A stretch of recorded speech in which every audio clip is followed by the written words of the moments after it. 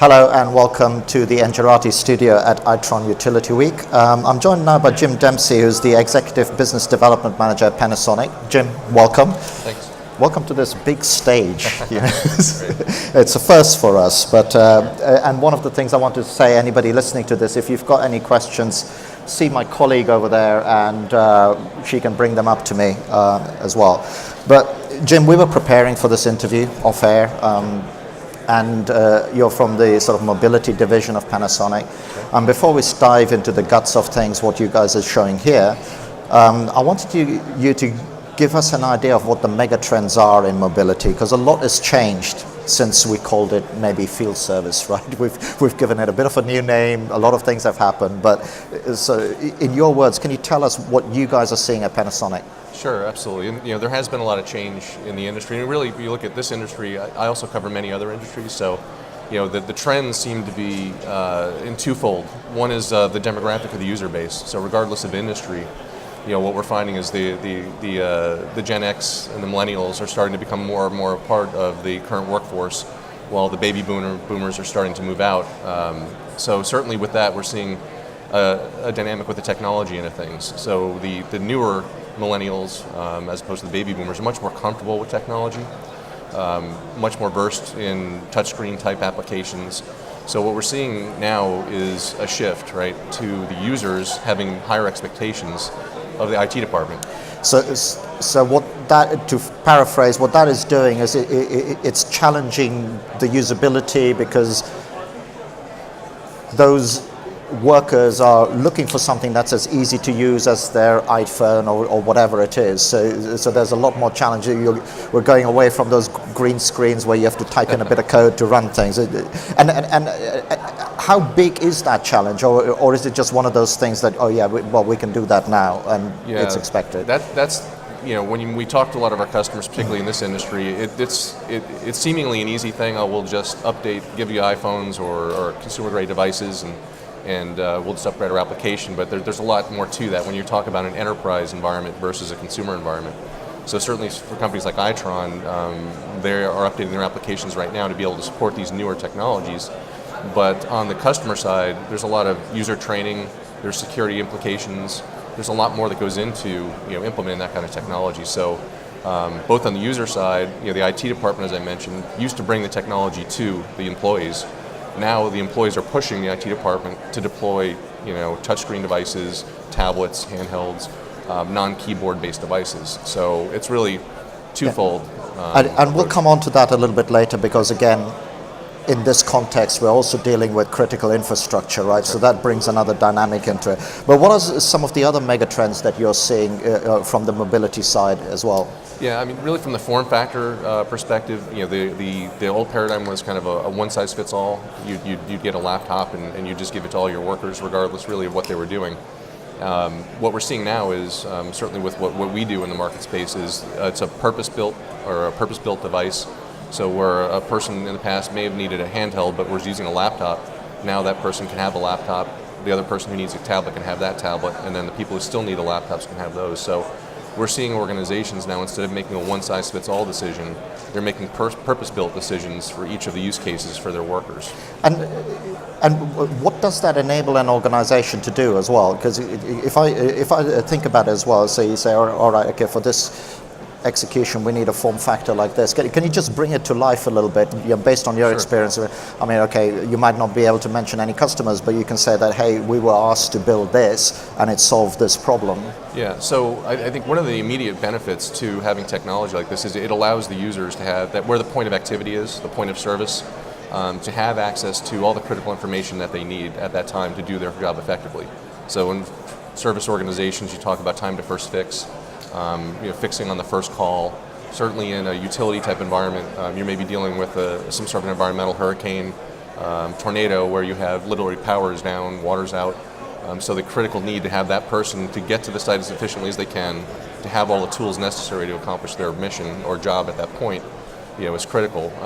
Because as good as any application is, if they get to the site and they don't have access to the application, the application's of no use. Exactly, and then this puts us neatly into one of the other megatrends that we discussed in preparation of this call, is this ability to push knowledge from a central resource out.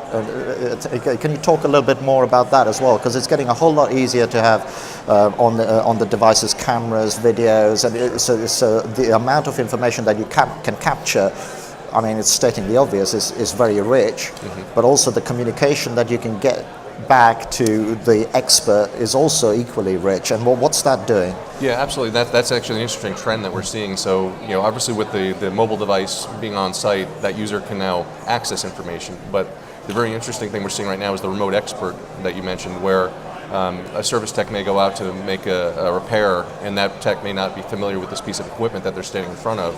They can now, with these new technologies, initiate a Skype, if you will, or a webcam session with a senior technician back at the office who can walk them through. The other thing that we're seeing, which is interesting, is augmented reality. So where you can take the camera of a device that recognizes what it's looking at, and then it starts peeling back the onion, so to speak, of the device to say, okay, here's where, for what you need to do, here's where that is, and it steps them through in a visual way how to make that repair. And that whole augmented reality, and in the gaming world, VR and everything, I mean, that is very, very topical at the moment. But how easy is it to do? Because people say we've got to digitize and then put it on, and you look at some of the use cases in this industry as well, a substation or whatever. These are very, very complex things. Sure. So how are you guys working with your partners in order to be able to do that? Do you get involved in that side at all, or are you just, look, we'll just do the device for you, have someone else figure out how you push that? And I think that's one of the challenges our customers do in a very complex environment, certainly the Itron environment.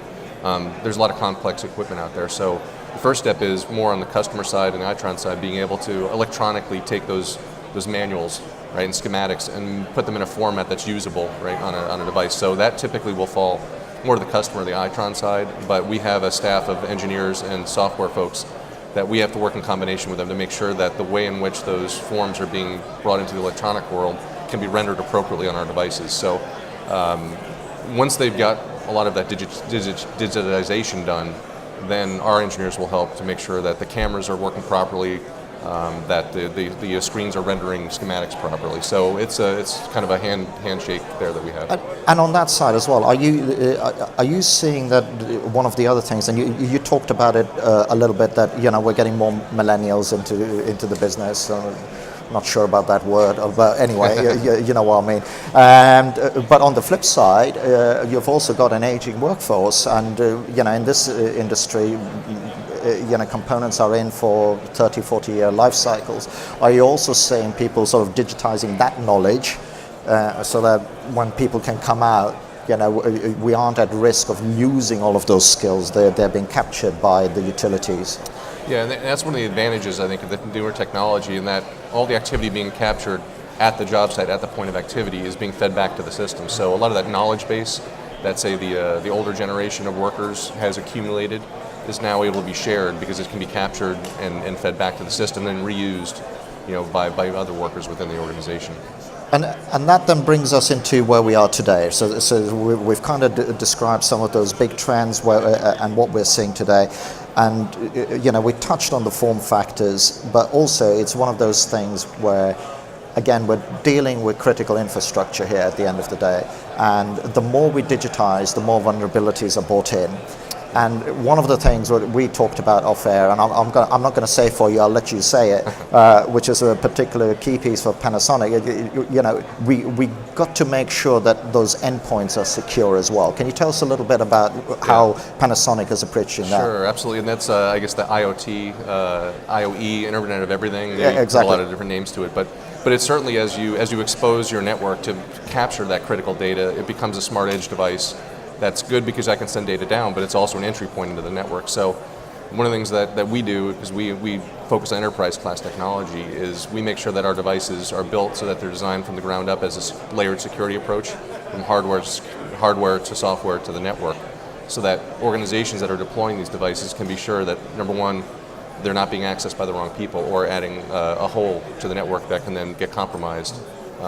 We see it a lot across a lot of industries, but that's one thing that differentiates an enterprise company, which we are, versus a lot of the consumer technologies that people are playing with that aren't really designed to add that level of security to their systems. And also one of the other things, and it's when I did the interviews with folks who are manufacturing smart meters and so on, there's a lot of talk about that as well. It's about this consumerization of components, where actually, yes, I'm just the assembler, but the components come from a million different manufacturers. Well, a million is an exaggeration, but you know what I mean. So there's that diversification of the supply chain. How do you guys control that? Because we talked a little bit about off-air, but it'd be quite nice for you to kind of bring that to life a little bit as well. Yeah, and that's one of the challenges that as an IT organization, an enterprise company, you're challenged with many different things, one of which is just simple image management. And the images can change based on the components that you have within the devices. So in the consumer world, they're changing their components at will just because of their supply chain. They're updating the devices every 90 days. And as an IT organization within an enterprise customer, the last thing you want are multiple images. So one of the things that we do is, and we're unique, we're the only manufacturer in the industry left that does this. We call ourselves a core component manufacturer. So we make the parts for our devices, we design them, we actually have robots that build the parts for our devices, we assemble them, because durability as we see it in enterprise grade is from inside out, and then we maintain them as well. So when you look at how we differentiate ourselves, and the reason why a lot of customers use our devices for 5, 6, 7 years in very tough environments, is we have less than a 2% failure rate because we control our entire supply chain.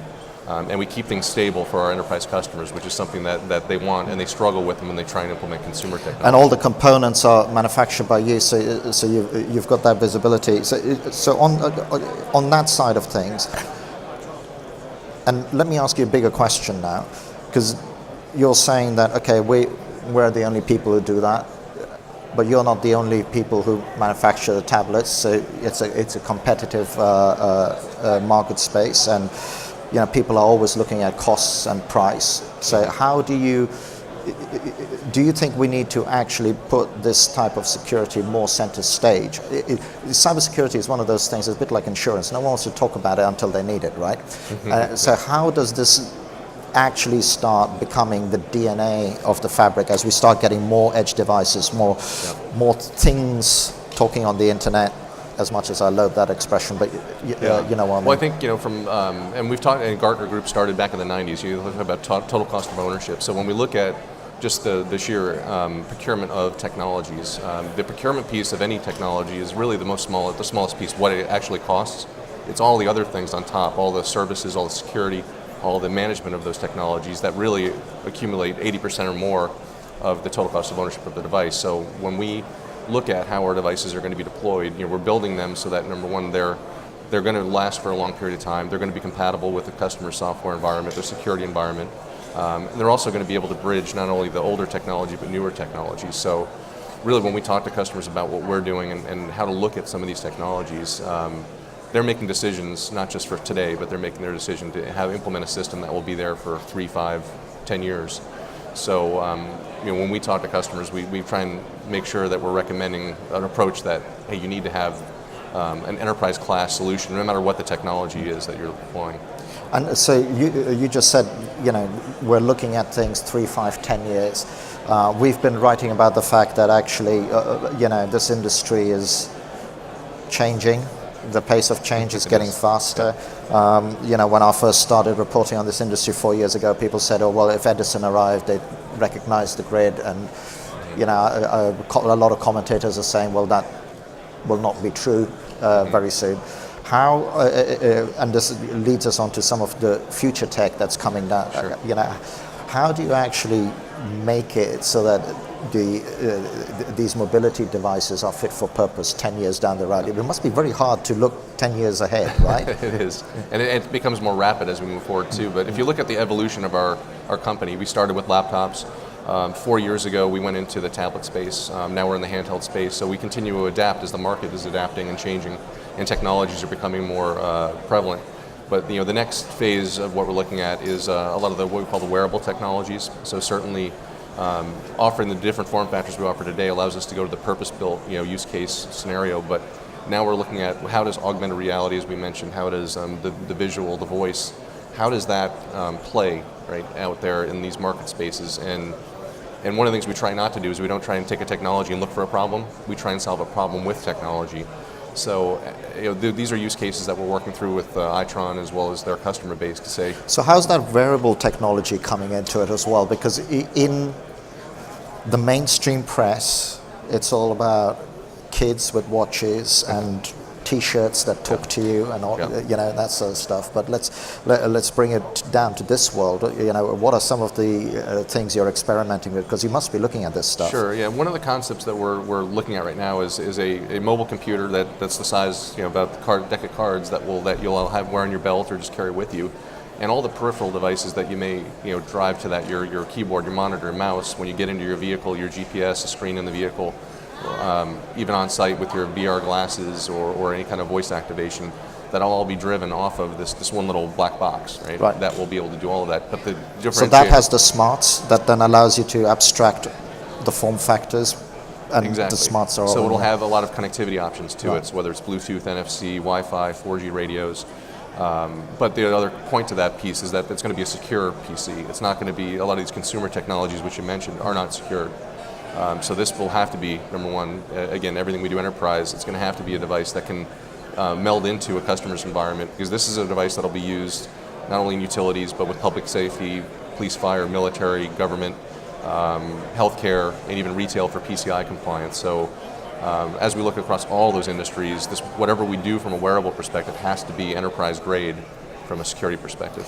So you're effectively looking at building your own mini platform at the edge, where you have something with all the smarts. That way, does that then make it easier for you to deploy the different form factors? I'm making it very simple so that you can give me the complicated solution. I'm almost thinking back to the days when people started talking about dumb terminals, right? Yep. At the moment, there's a lot of processing power in these screens, but if you abstract that to one device, it must be easier to make these dumber. Which means they've got less vulnerability, and you're trying to secure everything through one device. I keep doing this. I haven't got one, but Well, it's funny you mention that, because technology is a technology pendulum, and where we're back to, you mentioned the green screen. If you think about the web, we have edge devices that are running browsers that are really light computers, so to speak, and they're hitting a database back at the home office, which, if you think about it, that was the green screen with the mainframe years ago. So with this wearable computer type technology, it does allow us to mix and match a lot of different things. It maybe what we're connected to is just a screen in the vehicle. It's a dumb screen, but once the device pairs to it, then it's now a smart screen, so to speak. Same thing when I walk back into my office. All my office peripherals, my printers automatically connect to that device. So it does give us a lot of flexibility in looking at how we and how customers will use these devices, because certainly we don't want to impede the operation.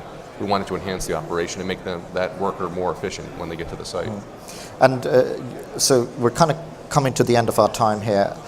One of the things I wanted to ask you is, what are some of the most complex form factor that you've been asked to manufacture? Not just in this industry, but because you work across a lot of industries. I think it's a new form factor for us. It's a 2-in-1, so it's the detachable, keyboard, tablet type technology. Where, that if you think about just a consumer grade device, it's not that hard to do, right? Because you're not really worried about the durability of the connectors and the durability of the device, quite frankly. So we just launched a product called the Toughbook CF20. That is a 2-in-1. It's the first rugged 2-in-1 device in the market right now, and that one took a lot. It was a lot of feedback from customers. A lot of what we do is we do customer forums to help us design our future products. So that one has just come to market, and it's had tremendous success in terms of customer excitement. Looking at that as the next generation. And what was the use case that was driving that? Because again, if I'm going to be very simplistic, I'll say it can't be that hard, right? Yeah. Everybody's manufacturing these things. So let's not go there, but let's focus on the use case. What was the use case that drove that? So the use case there was we have a lot of applications in the utility space still have a lot of keyboard input, but they want the option of having a mobile tablet. So when they're on site, they can do the tablet, get back in the vehicle, I want to put it back in the cradle, and then I do my typing. So we were being asked by customers, they said, I really like the laptop because I have all the functionality of the keyboard, but I really want a tablet. Do you have something that kind of could bridge that gap and be both? And that's really what the Toughbook 20 does. It allows them to have a a clamshell, if you will, laptop experience when they need that, but it also allows them to take it mobile in a tablet format. And certainly Windows 10, with a 2-in-1 allows you to go from tablet to PC mode. It's pretty easy, but it's interesting that it came from that. Jim, we have come to the end of our time. Jim, thank you very much for joining us. Thank you. And thank you as well for watching iTron Utility Week, Engerati's studio, and many more interviews to come.